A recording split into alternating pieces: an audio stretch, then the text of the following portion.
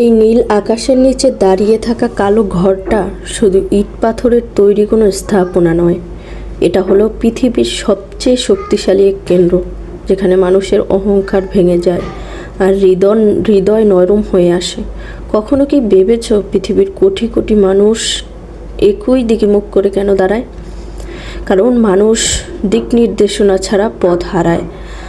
আর কাবা আমাদের শিখায় জীবনের মাঝেও একটি কিবলা দরকার, কিবলা প্রয়োজন। এই ছবিটি নীল আকাশের নিচে চাঁদের আলো আমাদের মনে করিয়ে দেয়, অন্ধকার যত গভীর হোক, আল্লাহর রহমতের আলো তার চেয়ে সব থেকে বেশি শক্তিশালী।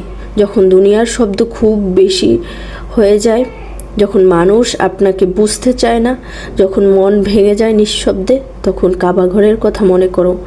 কারণ এখানে কেউ অচেনা নয়, কেউ একা নয়। এখানে চোখের পানিও ইবাদত, আর নীরব কষ্টও দোয়া হয়ে যায়। এই ঘর আমাদের শেখায় ফিরে আসতে কোনো লজ্জা নেই, ভেঙে পড়তে গুনাহ নেই।